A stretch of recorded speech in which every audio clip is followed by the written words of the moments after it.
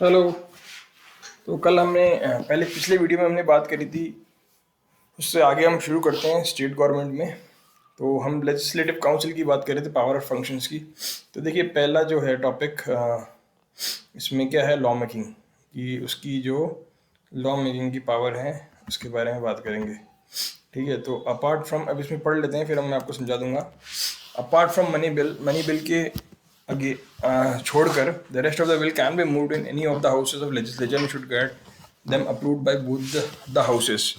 But here in it is also said in article 197 of the constitution. देखिए, इस पर ध्यान दीजिए, जो ये आर्टिकल 197 है ना, ये बहुत इंपॉर्टेंट है। ठीक है, that if A bill is rejected by legislative council after having passed in legislative assembly, या तो बिल रिजेक्ट हो गया हो लेजिस्लेटिव काउंसिल में और एल ने पास करके एलसी में भेज दिया हो, तो पहले कंडीशन केस क्या है कि उसने रिजेक्ट कर दिया। दूसरा केस क्या है, if the legislative council make such time of amendment in the bill which is not accepted bye assembly.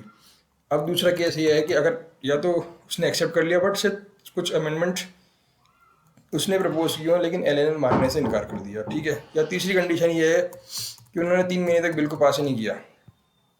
इस केस में क्या होगा, तो बिल वापस एल पे जाता है।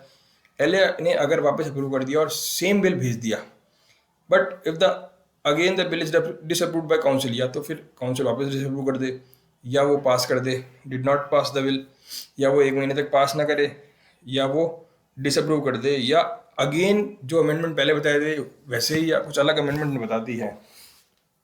ठीक है, which are not accepted by L A, then the bill will be deemed as passed by the house, both the houses, then in spite of without getting passed by LC. Thus, the LC can only defer an ordinary bill for 4 months. The council cannot determine any bill itself.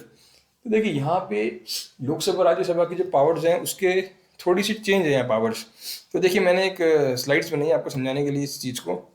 तो देखिए क्या हो रहा है, ordinary bill आया, ठीक है, L A के पास, तो एल ए ने पास कर दिया। राउंड 1 में क्या हो रहा है, देखिए राउंड 1 में एल ए मतलब एल सी मतलब मैंने ऊपर लिखा हुआ है। तो देखिए, एल ए में आया पहला बिल, एल ए ने पास कर दिया, ठीक है साहब।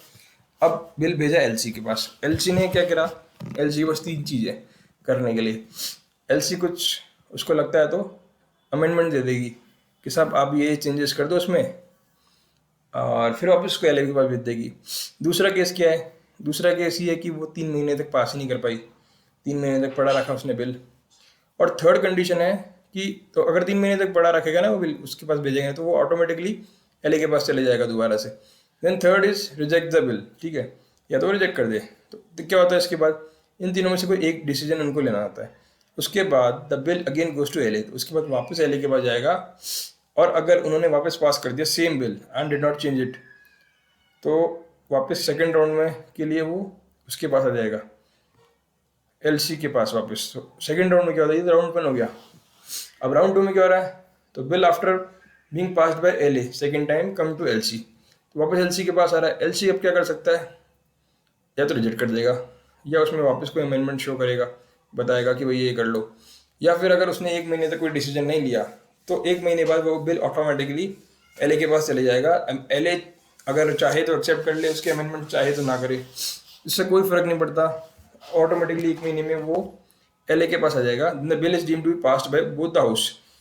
अगर एल ए ने एक्सेप्ट नहीं करे अमेंडमेंट्स तो the bill is deemed to be passed, यानी बिल उसी फॉर्म में पास हो जाएगा जिससे लोकसभा एल ए ने पास किया था, in spite of not getting pass by L C. अगर एल सी ने पास ना भी किया हो तो भी दोनों से पास हुआ माना जाएगा। तो इसका कंक्लूजन क्या है, इसका कंक्लूजन ये निकला कि जो एल सी है वो सिर्फ बिल को पोस्टपोन कर सकती है 4 महीने के लिए, ज़्यादा कुछ कर नहीं सकती। फिर राज्यसभा में काफ़ी अलग केस था। राज्यसभा में जॉइंट सीटिंग का प्रावधान है, यहाँ पे जॉइंट सीटिंग का प्रावधान नहीं होता, ठीक है, सेंटर में होता है। ठीक है, तो ये आपका मैंने समझा दिया चार्ट के माध्यम से। अब बात करते हैं एग्जीक्यूटिव पावर्स ऑफ एलसी की। नाउ ये तो लॉ मेकिंग पावर थी। देखिए, एलसी की बस एग्जीक्यूटिव पावर किस चीज़ की है, the member of LC can become the cabinet members. तो ऑब्वियसली जिसे राज्यसभा में है यहाँ पे भी है, कैबिनेट मेंबर्स बन सकते हैं। The LC can control the COM, Council of Ministers, on the ground of questions, proposal, discussions and debates, but it cannot hold the power to sack the COM. This work can be performed only by LA. तो देखिए, सीधी सी बात है कि LC के पास power है question करे, debate करे, लेकिन उनको हटा नहीं सकती, ये पावर सिर्फ एलए के पास है। फाइनेंशियल वर्क, फाइनेंशियल वर्क की पावर क्या है? It is clearly mention in the constitution that money bill can be introduce in LA but not in LC. तो ये कॉन्स्टिट्यूशन में क्लियरली मेंशन है कि मनी बिल्स जो होंगे एलए में इंट्रोड्यूस होंगे, एलसी में हो नहीं सकते। After passing the money bill the LA send it to this LC and for its recommendation, and then council can defer it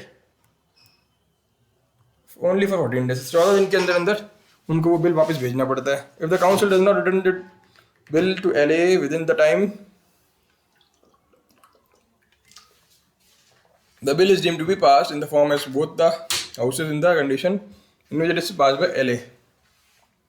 अब देखो, अब एलसी ने अगर उसको बिल को भेजा ही नहीं वापस 14 दिन तक, तो वो एलए के जिस तरह से पास किया था उसी तरह से मान लिया जाएगा। तो एलए के एलसी के बस में कोई खास पावर है नहीं। Then again next is power and function of state LA, state legislative assembly. The state legislative assembly is the legislative branch of the state and this assembly is empowered with extensive power given by constitution. ठीक है, तो अब हम power of state legislative assembly can be studies under legislative powers। The state assembly holds the power to make laws on all those subjects which are given both in state list and concurrent list subsequently। तो state assembly के पास क्या क्या power है?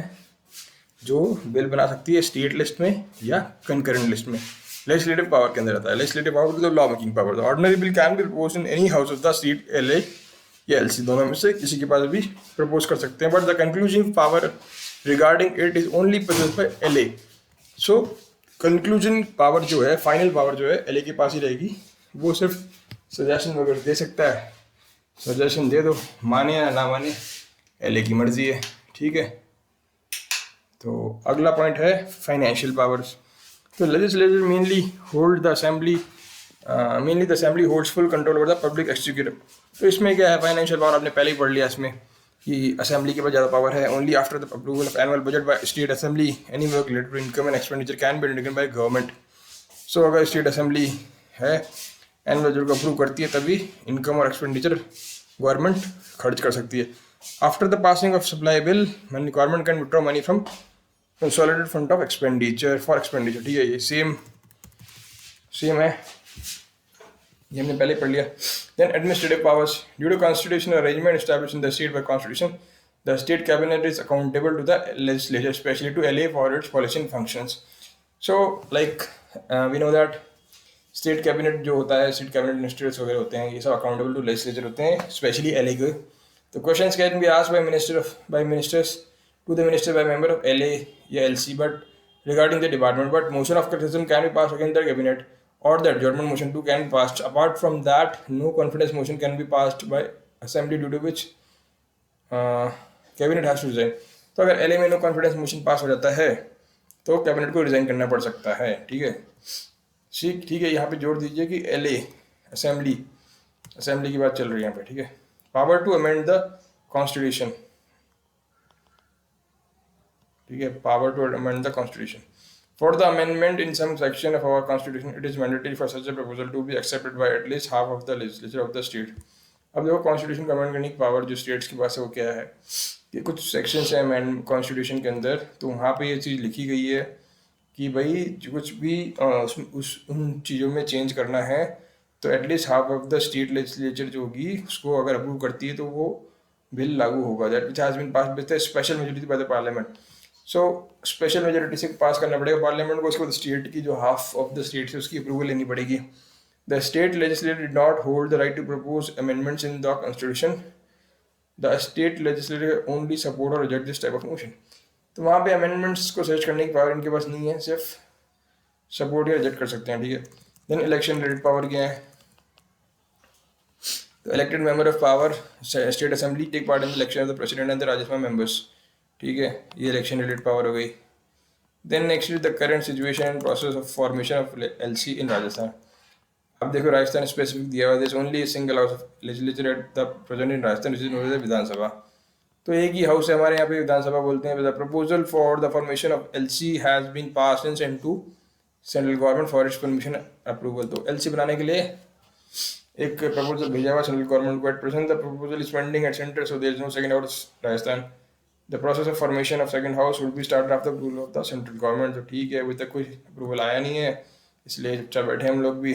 ठीक है, तो ठीक है, अभी ये अगले वीडियोस में डिस्कस करते हैं स्टेट एग्जीक्यूटिव। तो अभी के लिए इतना ही बहुत है। Thank you.